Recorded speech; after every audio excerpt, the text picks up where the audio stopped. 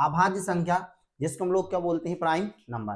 अब अभाज्य संख्या क्या होती है कि वे संख्याएं जिनका एक एवं स्वयं के अतिरिक्त एक भी गुणनखंड ना हो, वो हमारी क्या कहलाती हैं, अभाज्य संख्या।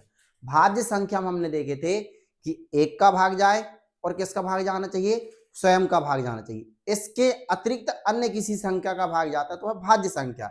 लेकिन इसमें एक का भाग जाएगा, स्वयं का जाएगा, इससे अदर अन्य संख्या का भाग नहीं जाना चाहिए, तो वह कौन सी संख्या कहलाती है हमारे पास में, अभाज्य संख्या कहलाती है। एग्जाम्पल हम देखते हैं, जैसे हमारे पास में 2 है, 3 है, 5 है, 7 है, वहीं 11 है हमारे पास, और कौन है, 13 है, 17 है, 19 है, 23 है। हम इन सभी संख्याओं में देखते हैं कि यह सिर्फ किसके टेबल में आते हैं, एक के टेबल में आता है और किसके में, स्वयं के टेबल में आता है। इसके अलावा किसी में नहीं आता है। वैसे ही हम 3 को देखते हैं, सिर्फ किसके में पहाड़ी में आता है, एक के में आता है और स्वयं के में। यहाँ 2, 3, 5, 7, 11, 13, ये जो संख्या है, जो हमारी सभी संख्या कौन सी कहलाती हैं, अभाज्य संख्या। क्यों, क्योंकि ये स्वयं और किसके, एक के पहाड़ी में आती है, इसके अलावा किस संख्या में नहीं आती। मैं आपको बताता हूं कि एक से लेकर के 100 तक के पहाड़ी में टोटल अभाज्य संख्या हम देखते हैं, 2, 3, 5, 7, 11, 17, 19, 23। इसके बाद हमारे पास में आता है 29, इसके बाद हमारे पास आता है 31, 31 के बाद में होता है हमारे पास में 37, 37 के बाद हमारे पास होता है 41, 41 के बाद होता है हमारे पास 43, 43 के बाद होता है हमारे पास में 47। इस प्रकार से 1 से 50 तक की गिनती में टोटल अभाज्य संख्या हमारे पास कितनी होती है, 15। जैसे हम लोग देखते हैं 1, 2, 3, 4, 5, 6, 7, 8, 9, 10, 11, 12, 13, 14, 15। तो 1 से लेकर के 50 तक की गिनती में कुल अभाज्य संख्या कितनी होती है, 15 होती है। हम इसके बाद देखते हैं हमारे पास कौन आता है 50 के बाद में, 53, 53 के बाद हमारे पास में आता है 59, 59 के बाद हमारे पास आता है 61, 61 के पास में हमारे पास में आता है 67, उसके बाद हमारे पास कौन आता है 71, 71 के बाद हमारे पास आता है 73, उसके बाद हमारे पास में है कौन 79, इसके बाद में हमारे पास है 83, इसके बाद हमारे पास में 89, इसके बाद हमारे पास में आता है 97। 1 से लेकर के 50 तक की गिनती में टोटल अभाज्य संख्या कितनी होती हैं, 15। फिर उसके बाद 50 से लेकर के 100 तक की गिनती में अभाज्य संख्या कुल कितनी होती है हमारे पास में, 10। इस प्रकार से हम कह सकते हैं कि 1 से लेकर के 100 तक की गिनती में जो है टोटल अभाज्य संख्या हमारे पास में कितनी होती हैं, 25 होती हैं। इन चीजों को विशेष ध्यान रखिएगा। तो इस प्रकार से हम 1 से लेकर के 100 तक की गिनती में टोटल अभाज्य संख्या कितनी हो जाएंगी हमारे पास में, 25 हो जाती। चलिए हम इस चीज को बता सकते हैं, 1 से 50 तक गिनती में कुल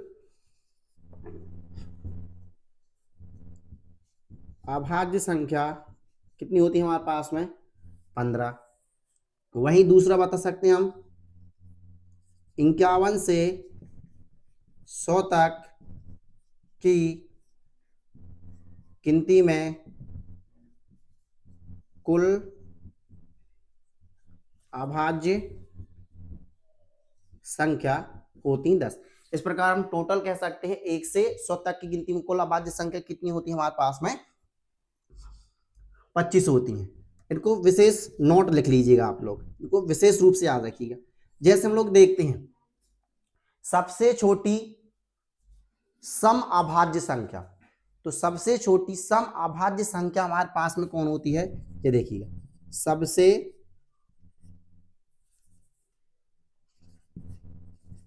छोटी सम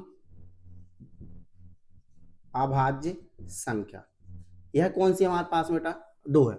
जैसे हम 2 में देखेंगे, यह पहली चीज तो कैसी है, सम है, किसमें एक का भाग जाता है और किसका जाता है, स्वयं का जाता है। लेकिन साथ में यह कैसी है, अभाज्य है, जो कि सबसे छोटी सम अभाज्य संख्या कहलाती। वहीं हम सबसे छोटी